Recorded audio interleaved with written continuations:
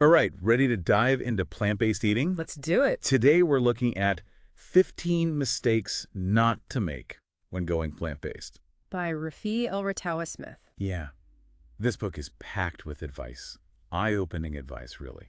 You know, what really stood out to me was how Rafi blends science and personal experience. Hmm. He talks about growing up with indigenous American traditions, his path to sustainable living, and how that all led him to a plant-based life. So cool. He's not just talking the talk, right? He's living it. Exactly. And the book's structured around these 15 common mistakes. Mistakes. I bet we've all made a few. Oh, for sure. Yeah. And you'd think the first one would be all about protein, like where do you get it? Right. That's the classic question everyone asks. Yeah. Where do you get your protein? But that's not where Rafi starts. The first mistake, the processed food trap. The processed food trap. Yeah, it's so easy to fall into that trap, right? With all these convenient plant-based options everywhere. Totally. And they seem healthy. But Rafi points out that a lot of those prepackaged options, even if they're labeled vegan, they're loaded with hidden sugars and unhealthy fats. So it's like a wolf in sheep's clothing. Exactly. So it's the answer. Back to basics with whole foods. Exactly. Whole foods are key. Rafi breaks it down into 5 components for a healthy plant-based diet. Fruits and vegetables, whole grains, legumes, nuts and seeds, and fresh herbs and spices. Can't forget those. Makes sense. But sometimes those whole food meals can be, well, kind of basic. That's where Rafi gets creative. He's got this awesome recipe for oatmeal with fresh fruit and seeds. Okay. It's simple, but you can mix it up. Different fruits, nuts, seeds, even spices like cinnamon or cardamom. Cardamom in oatmeal. I've never tried that. It's delicious. Yeah. Plus, you get the benefits. Nutrients, fiber for sustained energy, even helps reduce inflammation. Wow, so many wins. Right. What's the next mistake people tend to make? This one ties back to those processed foods we were talking about. Too many carbs, especially refined carbs, without enough protein or healthy fats to balance it out. Ooh, yeah, I've been there. Like a big bowl of pasta sounds amazing, but then I'm starving an hour later. That's exactly it. And Rafi really emphasizes creating balanced meals. One of my favorites from the book is his chickpea and avocado power bowl. Quinoa for those carbs, chickpeas for protein, avocado for healthy fats, plus tons of veggies. Sounds delicious and filling. It is. And Wow. talking about balance, the next mistake is often forgetting about those omega-3 fatty acids. Yeah, this is one I struggle with. I know flax seeds and chia seeds are good, but am I getting enough? I'm not sure. It can be tricky on a plant-based diet. There are different types of omega-3s, ALA, EPA, and DHA. Right. Well, Plant-based sources are great for ALA, but our bodies don't convert it to EPA and DHA very well. so what does Rafi recommend? Algae-based supplements. He says they're a game changer because they give you EPA and DHA directly. Good to know. So we've covered processed foods, too many carbs, omega-3s down, and what's next? The iron issue. It's a big one for people going plant-based, and Rafi explains why. I'm all ears. I think there's a lot of confusion about iron if you're not eating meat. Yeah, the key is understanding heme and non-heme iron. Heme iron from animal products is easier for our bodies to absorb. Non-heme iron from plants needs a little help. So how do we help along? Vitamin C pair. Iron-rich plant foods like leafy greens, lentils, beans with a source of vitamin C. Think citrus fruits, bell peppers, strawberries. It's a powerful combo. Makes sense. I never really thought about that connection before. It makes a big difference. Ah, And Rafi has this great lentil and bell pepper stew recipe. Iron from the lentils, vitamin C from the peppers, and it's super tasty. okay, I need to try that. You should. And speaking of important nutrients, the next mistake Rafi highlights is forgetting about vitamin B12. Right, B12, so important for our nerves and cells. It's mainly found in animal products, right? Yeah, so it's a crucial one for plant-based folks to be aware of. Rafi's clear. B12 supplementation is a must. He goes into detail about the different types, cyanocobalamin and methylcobalamin, and even the recommended dosages. So even if we're eating lots of different plant foods, we still need to supplement. You got it. And he's got this delicious recipe for cheesy nutritional yeast pasta that incorporates B12. Cheesy pasta with a B12 boost. I'm in. That's the spirit. It's all about making healthy choices enjoyable. And that's what I love about Rafi's approach. He doesn't just point out the mistakes, he gives us solutions that fit into real life. Like he's holding our hand through this plant-based journey and showing us it doesn't have to be restrictive or complicated. Exactly. It's about making informed choices and embracing the amazing variety of plant-based foods out there.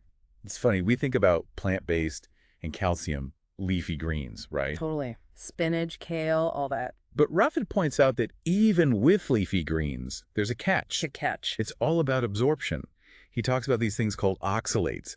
They bind to calcium and make it harder for our bodies to use. Oh, interesting. So not all leafy greens are equal when it comes to calcium? Right. Some are higher in oxalates than others. So which ones are the low oxalate champs? Kale's good, bok choy, collard greens. Those are good choices. And Rafi suggests adding other calcium-rich foods too. Moringa, fortified plant milk, chia seeds, almonds. He loves moringa, doesn't he? He does. It's packed with nutrients. He even has this recipe for a moringa green smoothie. Blends it all together. Moringa, kale, fortified milk, like a calcium triple threat. Okay, that's gone on my list. Yeah. What other nutrients do we need to watch out for? Iodine's a big one. Iodine. Yeah, it's super important for your thyroid, which affects your metabolism, energy levels. Right. And it's especially crucial for pregnant and breastfeeding women. Good point. Yeah. So where do we get iodine on a plant-based diet? Seaweed. It's the iodine superstar. Oh, interesting. Rafi breaks down the different types.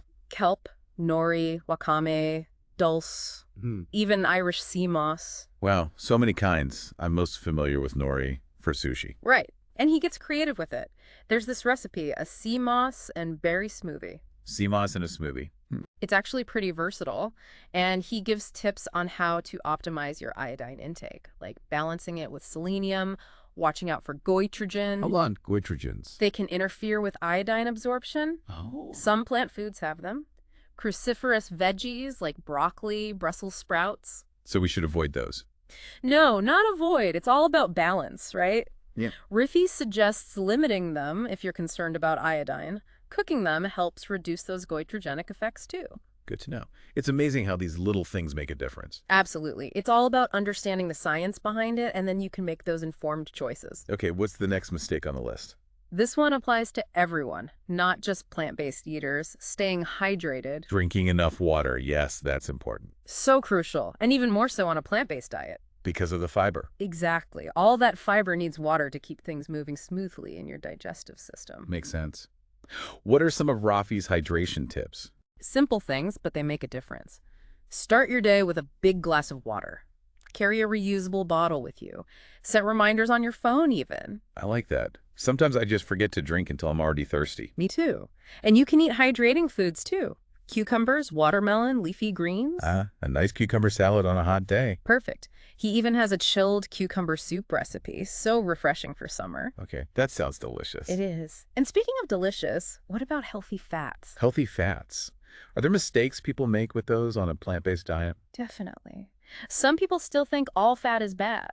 But Rafi emphasizes that healthy fats are essential. Brain health, heart health, they help you absorb nutrients, give you sustained energy, and even good for your skin. So avocados, right. What else does he recommend? Avocados are great. He also loves olive oil, flax seeds, nuts, nut butters. He's got this recipe for roasted vegetables with tahini drizzle. I love tahini. Me too.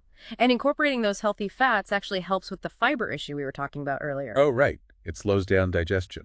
Exactly. Helps prevent that too much fiber feeling. It's like all these pieces fit together. Right. It's all connected. And speaking of balance, the next mistake is actually forgetting about fiber balance. Wait, so too much fiber can be bad? It can if you increase your intake too quickly. Your body needs time to adjust. So what happens? Bloating, gas, discomfort. Oh, yeah. I've definitely been there. So how do you avoid that? Balance. Again, it's all about balance. Pair your fiber-rich foods with healthy fats and protein. That way your meals digest slower, you get a steady release of energy. So instead of just a big bowl of beans, I should add some avocado or nuts. You got it.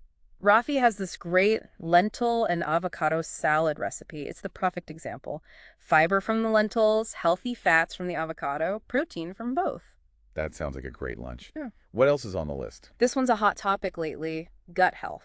Gut health. Yeah, I hear that everywhere. It's so important for everything. It really is. Your gut affects your digestion, your immunity, even your mental health. Wow. So how does a plant-based diet affect gut health? It can be really beneficial.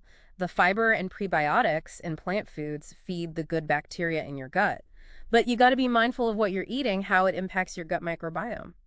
So what does Riffy recommend for a healthy gut? Fermented foods, sauerkraut, kimchi, tempeh. Good bacteria. Probiotics. I love kimchi. Me too. Rafi also talks about sea moss for gut health. Sea moss again. It's a multitasker. Prebiotic, so it feeds those good bacteria. He has a recipe for a sea moss smoothie, blends it with fruits and other gut-friendly ingredients. Sea moss smoothie. Okay. I'm intrigued. It's worth a try. And besides those, Rafi emphasizes eating lots of different kinds of plant foods. It helps create a diverse and resilient gut microbiome. So variety is key. Key. And pairing probiotics with prebiotics. Like yogurt with fruit. Yeah. Or chia seeds with a smoothie that has kimchi in it, like you were saying. So many possibilities. This is fascinating. Right. It's all about understanding those food combinations and how they work. What's next? What other mistakes do people make? This one can be easy to fall into. Not enough variety in your diet. Oh, I know that one. I get stuck in my routines. It happens. But Rafi says variety is so important for nutrition and also to prevent food fatigue. Right. You get bored eating the same things all the Right. time. And if you're eating the same limited foods, you might be missing out on certain nutrients. Makes sense. What are his suggestions for adding more variety? He says rotate your veggies, grains, legumes, try different kinds within each category. He even suggests sample meal plans so you can see how it works. Visuals always help me. Me too. And he has this great veggie and grain bowl recipe. It shows you how to mix and match all these different plant-based ingredients. I love a good bowl meal. They're perfect for getting that variety. This has been so helpful. I'm feeling way more confident about my plant-based choices now. That's great to hear. And we're not done yet. One more mistake Rafi points out is skimping on the spices and herbs. Wait, spices and herbs can be a mistake. I thought those were always good things. They are good things, but people often don't use enough of them. Rafi calls them culinary game changers. They take your dishes to the next level. I totally agree. I love trying different spices and herbs. They add so much flavor to plant-based meals. Right. And they're not just about taste. They have health benefits too. Antioxidants, anti-inflammatory compounds. So you get flavor and a health boost. Exactly. Rafi talks about how herbs and spices enhance flavor, add those nutrients, even help with digestion. And they make your meals more interesting. Totally. He's got recipes for every kind of herb and fresh herbs, dry spices, spice blends, even herbal infusions. It's inspiring. Okay, I am ready to get in the kitchen now. Me too. Herbs and spices make all the difference. Wow, I'm feeling overwhelmed in a good way. We covered so much today. I know, right? It makes you realize how many little things you might not think about when you're starting out with plant-based eating. It really does. And I think that's one of the best things about Rafi's book. He doesn't just say, eat this, don't eat that. He explains why. Exactly. The science behind it all. Right. The nutritional details, how to handle those tricky situations. It's like having a plant-based guide right there with you. Totally. And he's honest about the challenges. Yeah. He's upfront that some nutrients need more attention when you're plant-based, but he lays out exactly what to do. It's so empowering. You know what to do. You're not just guessing. Exactly. It's about taking charge of your health, being curious, always learning.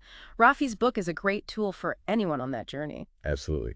So to recap, we talked about whole foods over processed foods, balancing our meals with protein, healthy fats, fiber. Making sure you're getting enough omega-3s, iron, calcium, iodine, and vitamin B12, of course. Oh, right, B12. And we can't forget hydration. Hydration, so important. Keeping that gut happy with fermented foods, sea moss, lots of variety. And spices. Yes, spices, they make all the difference. But beyond the nutritional advice, what I loved was hearing Rafi's story. He's proof that a plant-based life can be healthy and happy. He's walking the walk, right? It's not just theory. And you can tell he wants others to succeed too.